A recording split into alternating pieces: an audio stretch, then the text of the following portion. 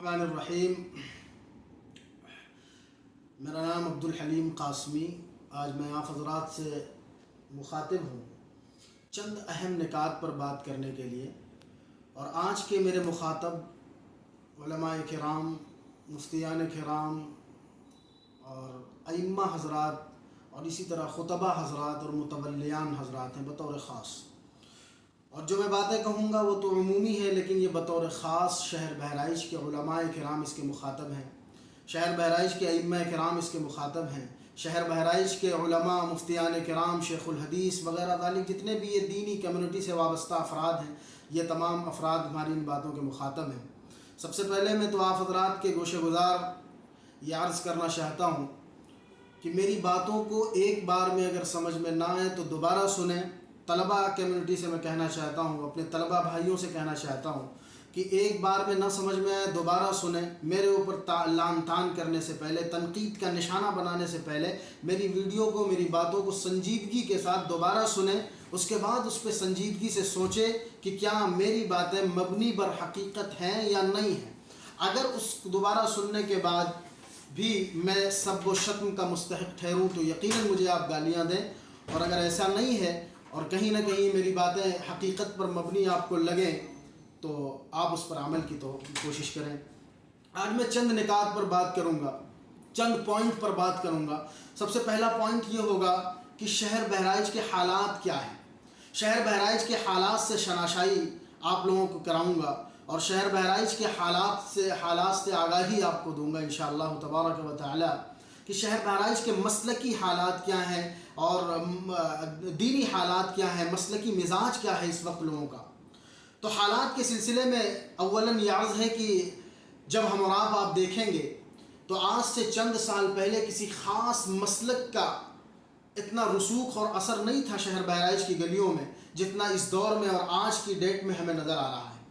آج کی تاریخ میں اگر ہم دورہ کریں، شہر کے محلوں کا دورہ کریں اور ہر گلی ہر کوچے کا دورہ کریں تو ہمارے سامنے یہ بات عیاں ہوتی نظر آ رہی ہے کہ آج سے چند سال پہلے جس مسلک کا نام و نشان بہرائچ میں نہیں تھا اور جس مسلک کی پیدائش نہیں ہوئی تھی، آج وہ مسلک اتنی تیزی سے پروان چڑھ رہا ہے اور اتنی تیزی سے وہ انسانوں کے دلوں میں راسخ ہوتا چلا جا رہا ہے کہ جس کا اندازہ ہمیں اور آپ کو لگانا مشکل ہے، جس کی رفتار کا اندازہ اور جس کی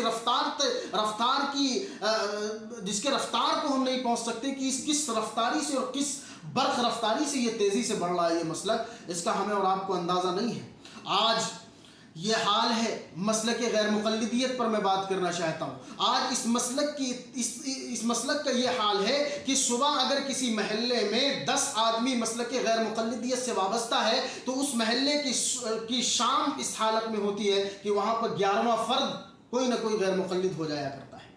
11واں فرد کوئی نہ کوئی غیر مقلد ہو جایا کرتا ہے۔ آج کا حال بہرائچ کا یہ ہے کہ جس مسجد کے اندر آج سے چند سال پہلے 100%، 110% علماء دیوبند اور دیوبندی مسلک سے وابستہ حضرات نماز پڑھتے تھے، آج وہ مصلے، وہ چٹائیاں اور مسجد کی وہ صفیں ترس رہی ہیں ان مقتدیوں کو دیکھنے کے لیے اور ان مقتدیوں کو تلاش کر رہی ہیں جو 20 چلے لگانے کے باوجود اور جو اتنے خاندانی اور نسلی دیوبندی تھے اور جو خاندانی اور نسلی طور پر علماء دیوبند کے محبین میں تھے، عاشقین میں تھے، آج ان کو ان مسجدوں کے در و دیوار تلاش کر رہے ہیں کہ آخر وہ کہاں چلے گئے، آخر وہ کہاں گمشدہ ہو گئے ہیں، آخر وہ کہاں لاپتہ ہو گئے ہیں۔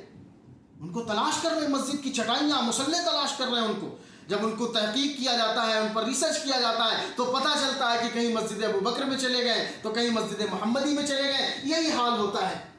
تو آج کے بہرائچ کا حال بہت برا ہے مسلک کو لے کر کے اتنا خراب حال ہے۔ میں فور ایگزامپل آپ کو بطور مثال ایک مسجد نامزد کر رہا ہوں، مسجد ابو بکر، جا کر کے آپ دیکھیں۔ مسجد ابو بکر میں چند سال پہلے جتنے نمازی تھے آج اس کے آدھے بھی نمازی وہاں باقی نہیں ہے، آدھے بھی نمازی باقی نہیں ہے، سب کنورٹ ہو رہے ہیں، دھڑا دھڑ کنورٹ ہو رہے ہیں۔ ہر صبح ہر شام ان کی تعداد میں اضافے ہو رہے ہیں، ہر صبح اور شام مسجد سوداگر کے مصلیان گھٹ رہے ہیں۔ یہ ہے بہرائچ کے حال، اور یہ کوئی ایک محلے کا حال نہیں ہے، ہر محلے کے ہر گلی کوچے کا یہی حال ہے، ہر محلے کا یہی حال ہے کہ وہاں پر غیر مقلدیت پنپ رہی ہے اور یہ فتنہ اتنی تیزی سے بڑھ رہا ہے، اتنی تیزی سے بڑھ رہا ہے کہ جس کا ہمیں اور آپ کو اندازہ نہیں ہے۔ جو لوگ محلوں میں دورہ کرتے ہیں، گشت کرتے ہیں، جن کا ربط ہے عوام سے، جن کے جو عوام سے ربط ضبط میں رہتے ہیں، جن کی وابستگی ہے کاروباری حضرات سے، وہ لوگ بخوبی جانتے ہیں کہ آج سے جن کا پورا خاندان، جن کی کئی نسلیں مسلک دیوبند پر قائم تھی اور اسی مسلک دیوبند کی وابستگی کے ساتھ اس دنیا سے رخصت ہو گئی، آج ان کی اولادیں کس قدر مسلک دیوبند سے بغض اور عناد رکھنے لگی۔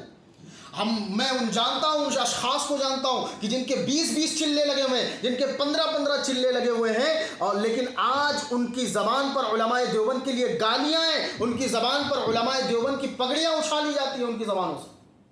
کل وہی حضرات جو بہرائچ کی نامور شخصیات، موقر شخصیات، عبقری شخصیات، جو بہرائچ کے نامور علماء کرام کے جوتیوں میں اپنے سروں کا تاج رکھ دیا کرتے تھے جا کر کے، آج وہی اشخاص، وہی حضرات، انہی علماء کرام کو جن کے جوتیوں میں کل تک اپنے سروں کا تاج رکھتے تھے، انہی کو ماں بہن کی گالیاں دے رہے ہیں، انہی کی مقدس ماؤں کی عزت کو پامال کیا جا رہا ہے، انہی کی پگڑیاں اچھالی جا رہی، انہی کو ماں بہن کی گالیاں نکالی جا رہی۔ آخر ایسے حالات کیوں بنے؟ آخر یہ حالات کیوں بنے؟ ایسی نوبت کیوں آئی ہے بہرائچ میں؟ اس قدر مسلکی دیوبند تنزلی کا شکار کیوں ہے؟ آخر اس کا ہمیں اور آپ کو اندازہ لگانا پڑے گا، اور اس پر خوب تحقیق سے اور خوب سنجیدگی سے اس پر سوچنا پڑے گا کہ آخر ان حالات کا شکار ہمارا شہر کیوں ہو رہا ہے۔ دوسرا پوائنٹ جس میں بات کرنا چاہوں گا، وہ دوسرا پوائنٹ ہے وجوہات، کہ آخر اتنے سنگین حالات بنے کیسے، اتنے سنگین حالات بننے کی وجہ کیا ہے، اس پر میں آپ سے تھوڑا سا بات کرنا چاہوں گا۔ تو اس سلسلے میں آپ حضرات کے گوشہ گزار کر دینا میں مناسب سمجھتا ہوں کہ اس سلسلے میں مسجدوں کا اہم رول ہے، مساجد کا اہم کردار ہے، مساجد کا رول اس میں اہم ہے۔ ہم اور آپ جب 1400 سال پہلے کے زمانے میں جاتے ہیں اور نبی پاک صلی اللہ علیہ وآلہ وسلم کے دور مبارک میں مسجدوں کا جائزہ لیتے ہیں تو ہمیں یہ احساس اور اندازہ ہوتا ہے کہ اس دور میں مساجد صرف عبادت گاہیں نہیں ہوا کرتی تھی، صرف معبد خانے نہیں ہوا کرتے تھے، بلکہ اس دور کی مساجد دینی مراکز ہوا کرتے تھے، دینی منبع اور مرکز ہوا کرتے تھے۔ اس دور کی مساجد دار القضاء بھی ہوا کرتا تھا، اس دور کی مساجدیں اللہ کے نبی صلی اللہ علیہ وسلم کی مقدس زمانے کی مسجدیں وہ سپریم کورٹ بھی ہوا کرتی تھی اور ہائی کورٹ بھی ہوا کرتی اور سول کورٹ بھی ہوا کرتی تھی، وہ آپ کا ودھان سبھا بھی ہوا کرتا تھا، وہ سنسد بھون بھی ہوا کرتا تھا، اور وہی مسجدیں جس میں اللہ کے نبی صلی اللہ علیہ وسلم تشریف فرما ہو کر کے شاہی فرمان جاری فرمایا کرتے تھے، تخت شاہی لگا کر شاہی فرمان جاری فرمایا کرتے تھے، وہی دار القضاء ہوا کرتا تھا، وہی مسجد مدرسہ بھی ہوا کرتی تھی۔ لیکن آج جب ہم اور آپ اپنی مسجدوں کا جائزہ لیں تو ہمیں اور آپ کو یہ اندازہ ہوتا ہوا نظر آتا ہے کہ ہماری مسجدوں کو جو رول پلے کرنا چاہیے اور ہماری مسجدوں کے جو کام تھے، ہمارے ائمہ حضرات ان مسجدوں سے وہ کام نہیں لے رہے ہیں۔ ہماری مسجدوں کی جو ذمہ داریاں تھیں ائمہ حضرات کے ذریعے سے، ہمارے ائمہ اس میں بڑی لاپرواہی برت رہے ہیں۔ آج ہماری مسجدوں کے ممبریں خالی پڑے ہوئے ہیں۔ ہماری مسجدوں وہ مسجدیں جہاں سے دین دینا چاہیے لوگوں کو، جہاں سے شرعی مسائل کا علم بانٹنا اور تقسیم کرنا چاہیے، وہ مساجد جہاں کے ممبروں سے بیٹھ کر علماء کرام کو نائبین رسول ہونے کا ثبوت دیتے ہوئے اللہ کے نبی صلی اللہ علیہ وسلم کے علوم اور احادیث مبارکہ کی نشر و اشاعت کرنی چاہیے، آج ان مسجدوں سے لفاظیاں ہو رہی، آج ان مسجدوں کے ممبروں سے واہیات بیان کیے جا رہے ہیں جن کا کوئی ثبوت نہیں، کوئی ترک نہیں ہے، بغیر ترک و ثبوت کے بیانات جاری کیے جا رہے ہیں، کوئی مطالعہ نہیں، کوئی اسٹڈی نہیں ہے، کوئی تیاری نہیں ہے، عالم کا لیول مل گیا، بس ممبر مل گیا، جو من میں آ رہا ہے بکے جا رہے ہیں، کوئی ثبوت نہیں، کوئی ترک نہیں ہے بیانوں کا، موضوع تو موضوع بات نہیں کی جا رہی ہے، پوائنٹ ٹو پوائنٹ بات کرنے کے لیے کوئی امام کے پاس لیاقت و صلاحیت اگر ہے بھی تو وہ بے زبان ہے،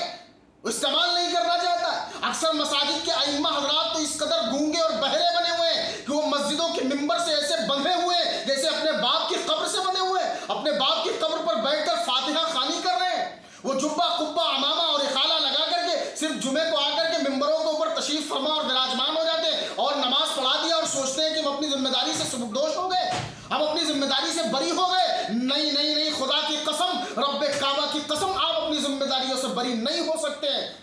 جب تک کہ آپ دین نہ پروسے لوگوں کی تھالیوں میں، جب تک کہ امت مسلمہ کو مسجدوں سے دین نہ دینا سیکھیں۔ آپ امت مسلمہ کو دین نہیں دے رہے, واہیات بیان کیے جا رہے ہیں. اکثر مساجد کا حال یہ, ہم سے کئی مسجدوں کے لوگ آ کر شکایت کرتے ہیں, ہمارا اٹھنے بیٹھنا ہے لوگوں میں کہ حضرت ہمارے یہاں موضوع ٹو موضوع بات ہی نہیں کی جا رہی ہے. خاص طور پہ حالات حاضرہ کو تو ایسے قطع نظر کر دیا گیا ہے, ایسے نظر انداز کر دیا کہ جس کا تصور نہیں ہے ہمارے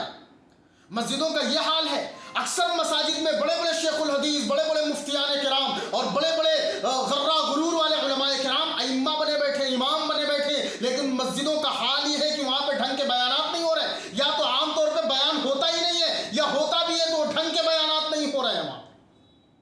کوئی ترک اور ثبوت کے ساتھ بیان نہیں کر رہا ہے وہاں پہ. آج کل زمانہ بہت ایڈوانس ہو چکا ہے. ہر آدمی کوئی بھی بات اگر آپ کہہ رہے ہیں تو وہ کتنی مضبوطی سے کہہ رہے ہیں, وہ ترک اور ثبوت مانگتا ہے, وہ دلیل مانگتا ہے. جب آپ دلیل دیں گے تو وہ بات اس کے دل میں گہرائی کے ساتھ اتر جائے گی. لیکن ہمارے علماء کرام قرآن و حدیث کی آیتوں اور احادیث کے ٹکڑوں کو پکڑ کر بیان نہیں کرتے. اکثر مسجدوں میں لفاظیاں ہو رہی ہیں, بس وہی ایک بیان رٹا رٹایا چل رہا ہے کہ جو ایمان آپ کو اس گھر سے مسجد تک نہ لا سکا, وہ ایمان تمہیں دنیا سے جنت میں کیا لے کر جائے گا. یہی موضوعات بیان کیے جا رہے ہیں. ارے اسلام میں بہت سارے موضوعات ہیں, اسلام میں بہت سارے عنوانات ہیں. آپ کے سال کے دن کم پڑ جائیں گے, اتنے عنوانات اور اتنے ٹاپکس اسلام کے اندر موجود ہیں. آپ ٹاپک ٹو ٹاپک بات تو کریں, آپ پوائنٹ ٹو پوائنٹ بات تو کریں. 15 منٹ کا پرمغز خطاب ہونا چاہیے مسجدوں میں.